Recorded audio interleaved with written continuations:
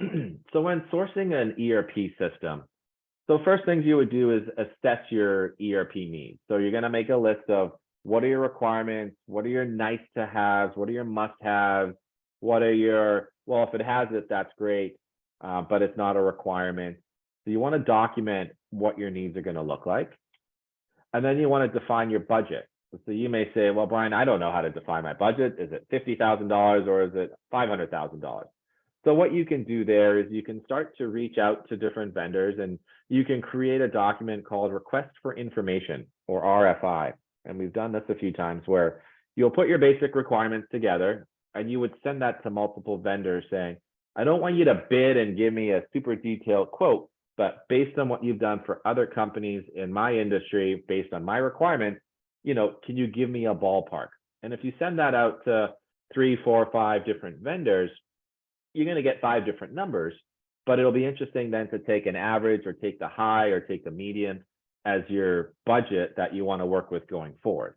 And once you get that, then you can drill down into your details a lot more and then create what's called a request for proposal or an RFP. And you can send it back to those vendors and say, now here's all the specifics. Give me a firm quote on what this is going to look like versus a generic high level ballpark. And also keep in mind with the budget that it's not just the software and implementation. You may need to hire new resources or employees. You may need to hire an external project manager, for example. You want to make sure that you're looking at the total cost of this thing, not just how much does it cost for the service and the vendor's implementation. And keep in mind too, if you're doing, say, barcoding or scanning and having third-party systems that are tying in, again, that may have 2 or 3 different vendors with 3 different prices that you put together to then come up with your overall technology or ERP budget. Research vendors.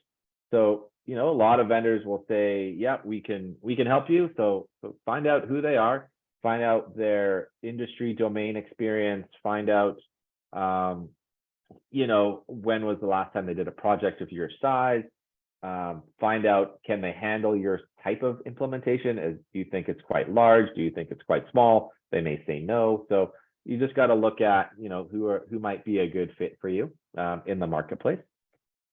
And then you want to evaluate demos of the software and references. So you may say, hey, vendor, come in and just give me the basic demo, or you go to like the nth degree and you create a demo script and say, follow steps, 1 to Z or A to Z. But yeah, take a look at the software, ask for references, speak to those references, and see how they can provide information to you that's meaningful in making your decision. Conduct due diligence. So once you've identified a vendor and a solution, dig a little deeper, see if they'll provide financial information to see how stable they are, find out if they're compliant with any relevant regulatory government agencies. Just dig a little deeper on them if you can, or ask for additional references, just to make sure that this business is not going to go out of business while you're halfway through your implementation. And negotiate contract terms. Some big vendors like Microsoft or Oracle or SAP is like, yeah, you can't negotiate the terms of the software, but when it comes to the vendor implementing that software, there's oftentimes you can negotiate terms, whether you need, 45 days for paying an invoice versus their standard 30, or when you're going through the implementation, are they charging you on a time and materials basis, or are they charging you on a fixed fee basis, or are they charging you on like milestone payments? So every month you have to pay. So again, some of that you can maybe negotiate to be favorable or meet your needs. And plan for implementation. So this is a big one, right?